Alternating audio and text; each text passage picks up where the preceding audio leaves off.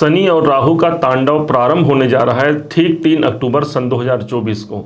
और तब से लेकर के 27 दिसंबर सन 2024 तक इन दोनों ग्रहों का तांडव मचने जा रहा है। क्या यही होगा मंजिल पाने का सही समय, और क्या हम इसी टाइम पीरियड पर अपने लक्ष्य को हासिल कर सकते हैं?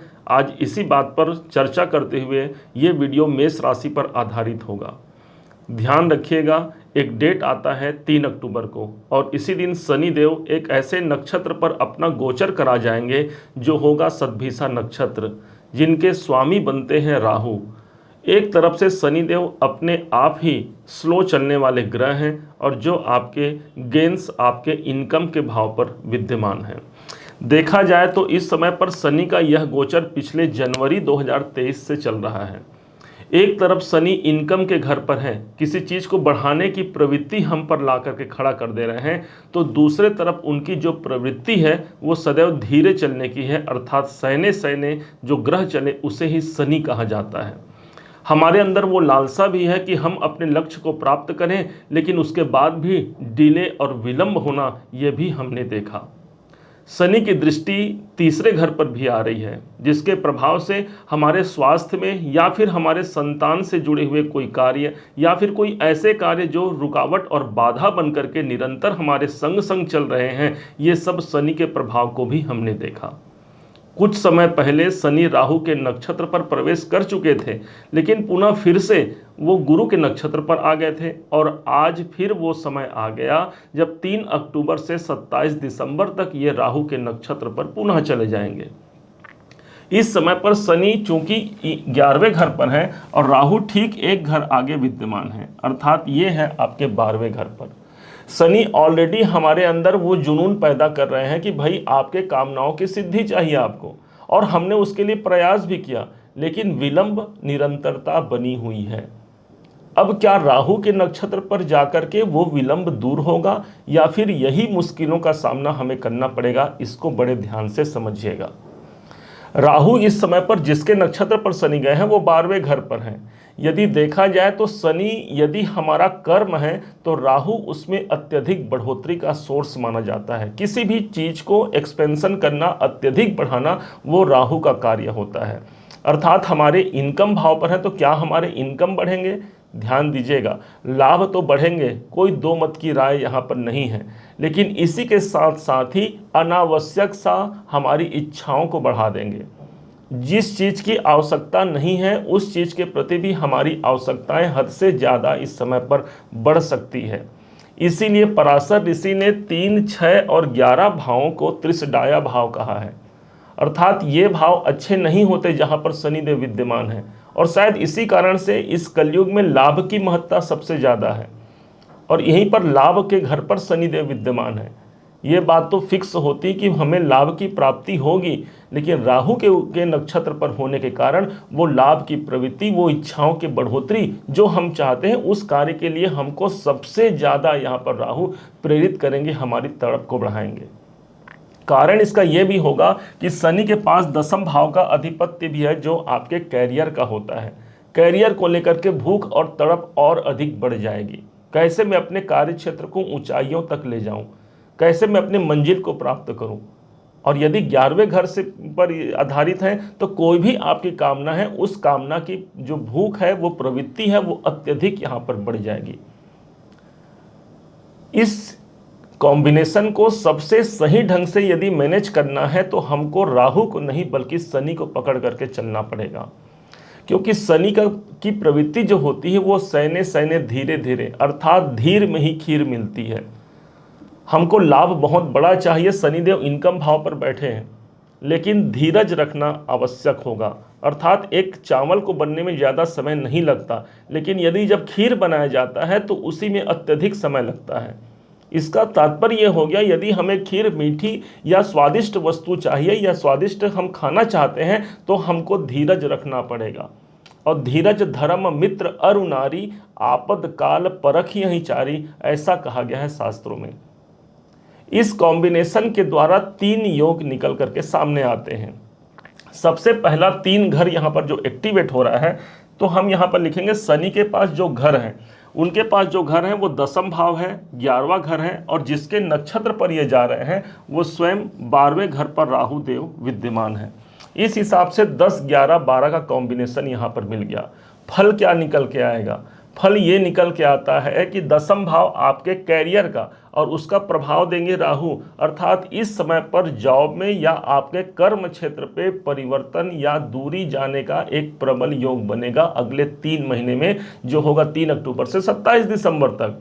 लगभग ये पूरे 3 महीने का खेल यहाँ पर चलेगा।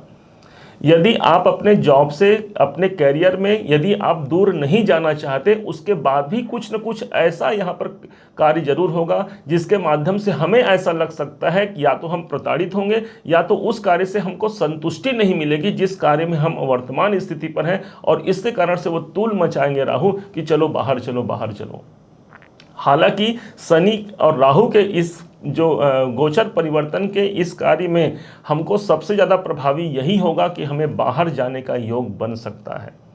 दसम भाव से संबंध बनता है 12वां घर, विदेश का स्थान होता है, अर्थात 11वें घर का स्वामी भी और दसम भाव का स्वामी शनि जब हमको 12वें घर का रिजल्ट प्रदान करें तो विदेशों से जुड़ा हुआ कोई कार्य यहाँ पर बनने की संभावना काफ़ी प्रबल हो जाती है।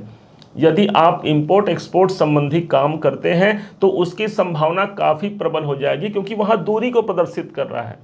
कुछ समय के लिए हमें ऐसा भी लग सकता है कि हमारे कार्य नहीं बन रहे हैं, हमें दिखाई तो पड़ रहे हैं लेकिन वो कार्य हमारे सिद्ध नहीं हो रहे हैं। हमारे सामने भोजन की थाली तो आ गई है लेकिन उसे हम भोजन नहीं कर पा रहे हैं, ऐसा भी योग आ सकता है, क्योंकि शनि का दूसरा नाम सैने सैने चलने वाले ग्रह ही हैं, इसलिए विलंब वहाँ पर भी लाजमी हो सकता है।